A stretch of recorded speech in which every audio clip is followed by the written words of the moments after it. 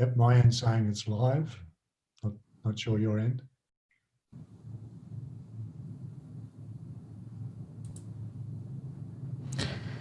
Good morning. Welcome to another episode of Candid Conversations about Network Marketing with me, BK, and as usual, Dr. Wayne. Good morning, Dr. Wayne. Good morning, BK. Good morning, everyone. Really looking for another exciting episode today, and I think I might throw it back to BK today. What have we got to talk about today, BK? Today, we had a bit of excitement in the morning when, it's just life, and oftentimes it's business as well, right? We just have to, we face problems and we have to work through it, and then we overcome them. So this morning we had a little bit of technical difficulties, and that's why we apologize for the 10 minutes delay. The camera was not working and the sound was not working, and like we said, it's life. So we kind of want to go into the topic of how to actually become a professional network marketer, right? And Dr. Wayne and I, we were talking about it in the morning. We talked about this, and we wanted to talk about what it really means to become a professional network marketer. So I'm going to throw it back to him and ask Dr. Wayne, to you, what does it mean, when you think about a professional network marketer? It's one of those topics whereby whether it be a professional network marketer or whether it be professional in your self-employed business, there's so many different aspects to it, and we've gone into the mindset side of it so often, and that's where we love to spend our time. And I think one of the things that I really would like to go through today, becoming this professional network marketer, is really around time, looking at time in terms of it gets away from us. And to become a professional network marketer, we need to grasp time, and we need to put it into systems, and we need to allocate tasks to time. Okay. But I think before there, BK, you want to talk about something that I think was pressing on your mind as well. So I might just go there first, and then we'll come back to this one. Okay. My experience for this week, we kind of want to do this as well. Whenever we have a podcast or an episode like this, we also kind of dive into the things that we deal with our teams and so on. So to me, it is also in line with what we want to talk about, being a professional network marketer. I think there are certain skill sets that we need to develop to be professionals, right? And granted, what Dr. Wayne was talking about just now about systems, right? I think the beautiful part about this industry is that we have systems, right? And systems are akin to what I call as like training wheels in a way, right? So anyone with zero experience or very little experience or even very experienced professionals can come into a business like ours, and because there are systems in place, we then can give people a set of training wheels and get them going very fast, right? And that's the beauty and what we really love about the business. But at the same time, if we really aspire to go very far in the business, then we have to look at ourselves and grow certain skill sets, right? Especially if we want to grow in this business and we want to build a massive business for ourselves. So like this week, one of the main things that we've been talking about with my team is things like being a more professional salesperson. I know some people don't like the word, but to me, sales is simply about picking up skills about persuasion and messaging, right? Dr. Wayne, do you agree with that? Most definitely, yeah. Yeah. And so we find that even for people who may be in a certain business, any company we're talking about today for a few months, they are still not very clear or very sure about perhaps their product or perhaps even their opportunity and how to bring it across to people. So I think one of the main things they need to work on, or we need to work on ourselves, is being very clear about our messaging and our persuasion. And I think Dr. Wayne has a lot of experience in this as well, here with emotional direct response marketing and being clear about this. So maybe let's hear from him as well, I think the word that we hear a lot in network marketing, or even in, you said there, emotional direct response marketing, is the posturing side of things. So how can we posture ourselves in a way that allows us to be nurturing in one way in terms of what you're talking about in sales, and in the other way, being in a posture whereby the person respects your time. And that's really tricky at times, because remembering you're talking a lot of the time when we use up or we have the people on our list, our hot and warm and cold, eventually they're going to all go. They're going to basically disappear. And now we need to talk to new people. So whether you do this on LinkedIn, whether you do it on Facebook, whether you do it in the cab, I don't know how many cabbies I have who are using our product and that type of, everywhere we go now we talk. And it's now putting things into a posturing sequence in sales that you feel comfortable with. And we've said many times before, if you've got a part, as BK said before, a lot of people don't like the word sales, but if you have a partner, you are a salesman. Somehow you sold yourself. If you have children, every day you're selling. Every day you're selling. If you've been in small business, or you're in, even if you're employed by someone, you have to somehow have made the sale for who you are, to put across that you are good enough to actually, especially if you're employed by someone, to be good, to show the boss that you're good enough to take that job. Then from there, you've got to then keep on earning that respect in that business. Same with self-employed. If you're now self-employed, now you're looking at getting people to come into your whatever business it may be, whether it be a plumber, whether it be an accountant, whether it be an attorney, or whatever it may be. You still have to go out and provide ways of getting people in. So, and there's, if we look at just the first part of that. So, typically what happens is when you're talking to people, try and put all these things into systems in your brain. Like when you're talking to people and you're introducing yourself, most of the time, most conversations come back to about 2 or 3 end results. One is about their health, one is about what they do, and the other then is about their travels.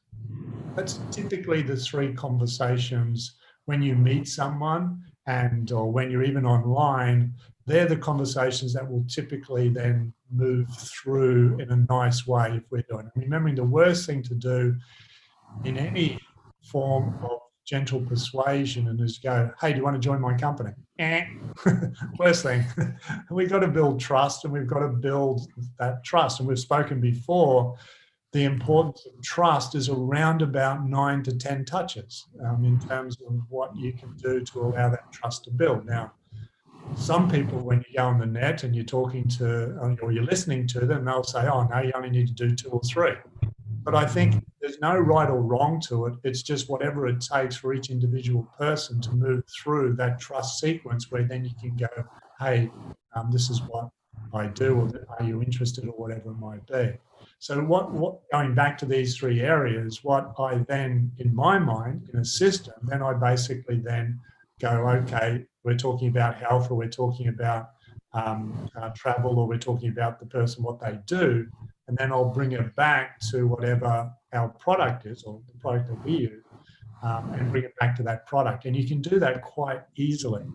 Now, I always, when I was used to be on stage and talking to people, be on stage and talking to people, I might have 300 or 1,000 in the room. And I'd ask a question, and especially when we get into marketing, I'd ask a question on stage and says, okay, I just want to hear what you do. So the microphone would go around and says, oh, I'm a naturopath. And say, okay, good. And says, okay, yeah, I'm a medical doctor and I work at such and such a place. And I'm a specialist in pain management and I do this and I do that. Okay, great. And anyway, it goes around about half a dozen different people. And then I say, well, that's nice that you've said that, but it doesn't tell me anything about what I want to hear. From a marketing point of view, every one of you just failed.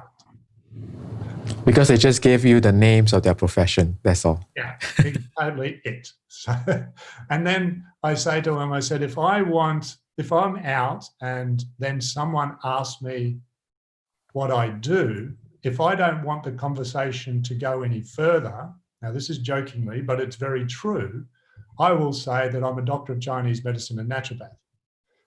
If I don't want the conversation to go any further, because what will generally happen now is people will go, oh, that's good, and then that's it. Because there's no benefit to them. So what can you say that's going to bring benefit to the person? And my response would be, if it's, so all the people that I'm talking about now are health professionals. So then I say, well, what about if you say something like, so say you're asked, what do you do? And then the answer might be something like, well, do you know anyone, or maybe it's a friend or maybe a relation, including yourself, who may not be very well at this particular time? Yeah, possibly. Well, so what I do is, and then you actually say different things that bring a benefit to them. Okay, so this is once again putting things into systems that allow your brain to do things naturally. Once you get used to doing that, then things totally change, because your posture now emanates truth, and your posture now emanates you know the product, you feel comfortable with the product. And as BK said right at the beginning, sometimes when you start, that confidence may not be there, and that's fine. And I mean this from the heart. I don't mean this as the words sound, because what I'm about to say doesn't sound that nice, but I don't mean it this way. The old fake it till you make it is very real. You've got to basically put yourself out there, and it might be verbatim, it might be as if it's choppy and it's not correct and doesn't feel right. But the more you do it, the more it will then be you, and you just get used to saying those same words in different ways to meet the new prospect that you're talking to in a way that helps them to move forward with the conversation, building trust. Yeah, exactly. And what Dr. Wayne has been describing just now is exactly how I've been feeling with some of my team members, or even myself sometimes, right? The thing is that we have to aspire to better things. We have to aspire to growth, right? And sometimes we don't even realize that, for example, like what he actually explained just now about when people ask you, oh, what do you do? And then all you give is a name of a profession, right? And you may have been doing it for the longest time without realizing that actually that doesn't propel the conversation further. So if you aim to be a professional network marketer, then the trick is, or the thing to learn is that communication skills must improve, and you must be able to tell people in a more effective manner, right? So, and I think for a lot of newcomers to the industry, there is a bit of a gap between wanting to do well and having the skill sets to do well. So the part about being a professional means recognizing the skill sets that we need. And I think one of the most important ones, obviously, today is being able to communicate with confidence and being able to have a clear, concise messaging. What we find oftentimes is that when we go out and meet with people, there will be people who object to either the business or the product in some way. And if your confidence in what you're doing is not high, then a lot of times it crumbles very quickly, right? Yeah. But if you are very confident and you have learned the things that you need to understand clearly, whether it's about your company or the product, you will not crumble. And because you don't crumble, sometimes the other person is suddenly more attracted to you, right? Because they start to think, hey, why is this person so confident in what he's saying? And because of that, the curiosity factor becomes a factor. They play into this thing called curiosity, and suddenly they are more curious to know what you're trying to say, right? So that has been something that we've been dwelling on today, right? So Doc, we want to move into systems as well, right? And we talk a lot about systems today, right? And time. And you have a very interesting way of dealing with task and time, and because we all of us there's only one resource that everyone is fair, which is we all have the same amount of time. So what can we talk about time today? And it gets away very quickly, and especially when you get younger like me, it gets away very quickly. And just finishing off with what you just said there, and that word curiosity. Try and future pace your conversations in curiosity-based future. So, future pace curiosity is one of the best things you can learn as a system. Okay, so really, just once again, what I said before, allowing the benefits to come through, but bring them through on a curiosity base, and that gives posture in that as well. So, in terms of systems with time, and I learned this probably 20 odd years ago, and well, of course, anything that we learn therefore goes through phases. Yes, you do it. No, you don't. Yes, you do it. And what I generally find, even with goal setting, I talked about openly there, I goal set, then I didn't, then I goal set, then I didn't. We do forget things, that's for sure. And it's important, though, to not beat yourself up when that happens. Just allow yourself, oh, well, okay, let's get back on the horse and start doing it. And I've always tried to do this system around time because, as you said quite eloquently there before, once it's gone, it's gone. And once the day is gone, you don't get it back. So what generally happens to the network marketer is that we become a slave to the phone and we become a slave to the computer. And what we need to do is, once again, in the word, I think the word still fits, which is posture. We've got to posture ourselves in a way that brings time back to us. And I'll just start with, we're about to go to sleep. I'm going to totally reverse this in a way that just helped to understand it. We're about to go to sleep and we're sleeping incredibly well, and we are now woken up with a really incredible thought.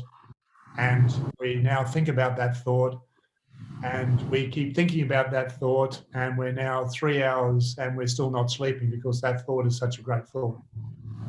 Then we'll get back to sleep and then we'll wake up with that thought again. And now we've got another thought because this one here is now postulated, but now we've got another one that's going to help that thought to go to another level. We might only spend half an hour now thinking about this, then we go back to sleep. And then we think of something else. So we've got to ring Jimmy. I haven't talked to Jimmy for about 2 weeks. I just forgot all about Jimmy. And then we go back to sleep. And then we wake up in the morning, we go, oh, there was a whole lot of things I can't remember. What was I supposed to be doing?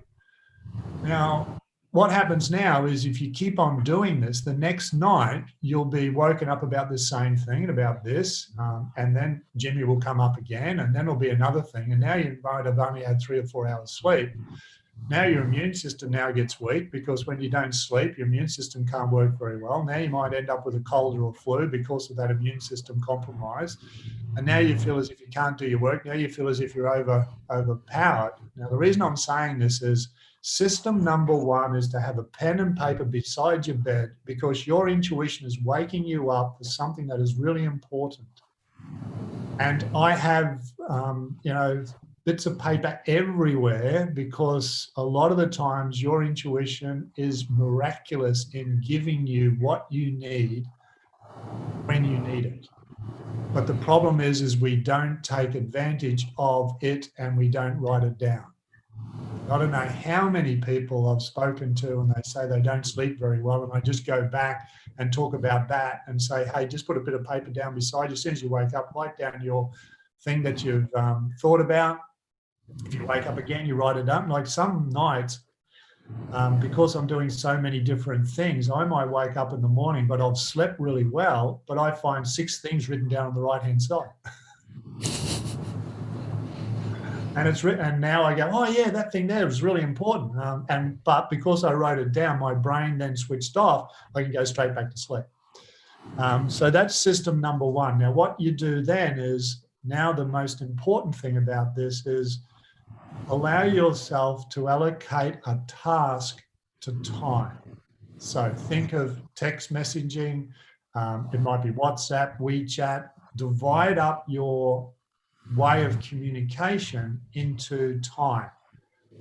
Once again, I'll say that, then I'll go back. So what I do in the morning, basically, I'll check different systems. First thing I do as soon as I wake up is I'll make sure that I alkalize my body, I'll meditate, and then what I'll do then is I'll do my exercises or go for a walk.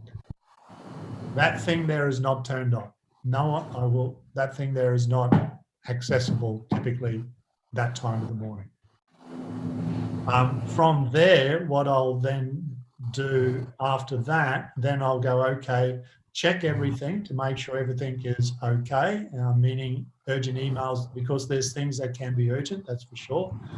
But then I qualify the urgency. So what I'll do then is, because I have a system in place, say for example, today is Monday, 8:30 till 9 o'clock is now doing text messaging. 9 o'clock till 10 o'clock is now doing SMS or different things like that. 10 o'clock to 11 might be now doing different types of lead generation things. Then I might have to go to the computer. So divide up your time to tasks. Okay, and when you do that, there will be some urgent things that may come in that you might have to respond to straight away, but try not to get into that trap. And what happens though is when you do this, and say for example you're in the section whereby it's now messaging in Facebook, for example, you might now spend a half an hour in there and doing that. Now your brain basically it's so productive when you do it this way, because all you're doing is that same thing over and over and over and over again. Same as phone calls. Your phone calls are at a certain time, you go phone call, phone call, phone call, phone call, and you've got a certain time to be able to do that. Even with slide, like when I'm doing my PowerPoint slides, I have different time frames to do that as well. And when I'm in clinic, people know on Tuesdays and Thursdays, really, you basically can't get me at all. So because I'm doing X, Y, Z, whatever it might be. But if you're able to do this, the brain, what happens is when you do things this way, the brain basically, when you do it the other way, email, text, messenger, do a PowerPoint, do this, talk to people, your brain now is basically being really messed up, and you're creating pathways in the brain that is unfortunately not so good for the overall health of your brain. It's creating confusion, it sounds like. Yes, it does, yeah. Big time it does. And then from there, like I basically have a sheet of paper like this, and it's what I do then is say, like, for example, I've got my network marketing business, I've got the wellness industry business, I've then got other types of things that I do. I'm writing another book, so I have all these sheets of paper that then I write down the important things that I may have come across that's important for that particular activity. So then I've got all these then that I do and I write down, and they're all different things that I've got to do. And then what I do then is they're in a first one is urgent, the next one then is pressing, and the next one then is follow-up. So the urgent ones, so I've got 5 different sheets representing different businesses, different things that I do. And then I'll look at the urgent, and then I'll go, okay, then I put it on another sheet for the day and go, okay, this is what I want to get done for today. This is the really important things. And then I'll allocate that to task time as well. And you'll find when you do that, things just flow so much easier. And then when you get to the end of the day, then you cross off all the things that you've done, and then you redo another one of these for each one of your network marketing. So the next day, you know exactly what you want to do. I think for me, the biggest takeaway from what Dr. Wayne has just shared is that, again, it ties back to the fact that when you want to do well in this business, there's a certain few skill sets you need to learn. And what he has just described to me is actually leadership. And a lot of times we don't realize that leadership implies both leading yourself and leading others.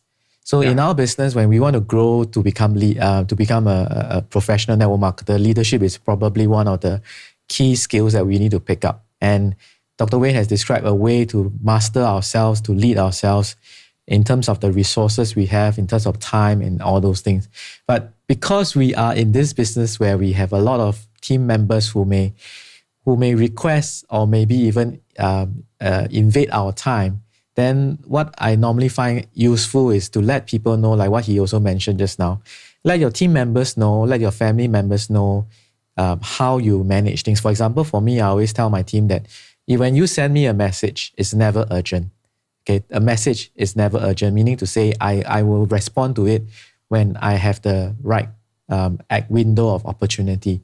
But if it's something that is urgent, just make a phone call. And if I'm not unable to answer your call, means if I pick up your phone call, the funny thing is that whenever people call you and they say, is it convenient? Can we talk? I said, if it's not convenient, I wouldn't be picking up the phone, right? So that is, of course, I know it's been politeness that there's, but what I'm trying to say here is that when I pick up the phone, it means that, of course, I'm able to talk, right? And it's convenient to talk.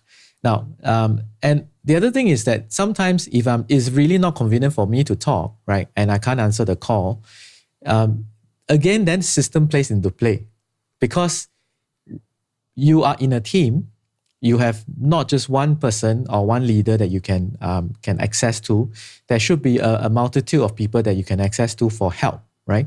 So when you look for one person and the person is inaccessible or not accessible at that point in time, then knowing that you have a team, knowing that you have a multitude of people and leaders that you can have access to, is very freeing. It's very liberating, and I think that's what we really love about this. So leadership, learning to lead ourselves in terms of our resources and our time, and how we lead our team and how we guide them to be more self-sufficient, more independent, and yet at the same time giving them the confidence that they can do this, because if I'm not accessible or if you're not accessible, somebody else in the team would be, right? That is really one of the, I mean, I'm sure by now we love the industry. Yes, very, very true. And funny about what you just said there with phone calls. I was ringing a friend the other day, seeing when he was free to have a game of golf. So I rang him, and I said exactly what you said. Are you free now? And he says, no, I'm actually on the golf course about to hit the ball. And I said, well, hang up now. You shouldn't be taking this call. And I just hung up on him. Yeah, it's one of those things, but I know it's a lot of times it's like a reflex, It's a reflex reaction, knee-jerk reaction when people call. Say, is it convenient to talk, right? Naturally, I mean, the fact that I picked up the phone, I'm not going to pick up the phone and say I can't talk now and then put down the phone. Put it down. Yeah. So hopefully that's made a little bit of sense. And systems are so important, and posturing is really important. Persuasion is really important. Curiosity-based in persuasion is what we're after. Lead with benefits, and put yourself into like these type of sheets of paper. Once again, just put urgent. I've just got 6 urgent. Okay, so 6 urgent, and then 3 pressing, and then 3 follow-up. And you just have these sheets of paper, and you then basically that's where you put everything down. And then you then have your time, like I basically then put it into Google, and I then have time frames when I do things. So it's just, once you get used to doing this, it allows you to feel so much more in control of your business. Like even yesterday, I was speaking to so this is now nothing to do with network marketing. So I'm a business coach as well. So this is a traditional business, and literally was just drowning because of the, we need to place systems around what's happening with this particular person, but drowning because they haven't got adequate systems at this particular time. And then I was speaking to someone else, and in marketing their business, and they had adequate systems and they were doing reasonably okay. So systems are so important. And as Michael Gerber once said, I'm pretty sure it's Michael Gerber, most of us will work in our business rather than on our business. We should be spending a lot of time working on our business in strategy, posturing, and learning basically to become that leader. And remembering your network marketing business, wherever it is stopped, wherever it is not moving forward, is because somehow there's something in you as a leader that needs to come out that you haven't found yet. Once you find whatever that may be, that system that empowers you to then become that leader you want to become, then your network marketing business then will go to another level. Thank you, Dr. Wayne. That was a wonderful wrap up to an episode for another time, right? So with that, we wrap up another episode of Candid Conversations about network marketing. We want to bring value to the industry, share what we know. Again, we do not claim to be the most expert of everything. A lot of times, actually, knowledge is already out there, and sometimes we are just learning from a lot of other people. We stand on the shoulders of giants, and we share some of the ideas that we have learned along the way. We are also learning ourselves, and we are also growing. All of us should always be aspiring to do that. So you can find us at networkmarketerpodcast.com. You can find us at networkmarketerpodcast.com. And just as a preview, there's something exciting coming up. We have something coming up happening at 5hiddenreasons.com, where we're going to explore the reasons, hidden reasons why network marketers may fail in their industry and why you don't have to. So that is up and coming. Just giving you a preview now. So that is at 5hiddenreasons.com. So thank you, Dr. Wayne. Good to see you again. I'll see you next week. Thanks, BK. Thanks, everyone. Have a great week, everyone.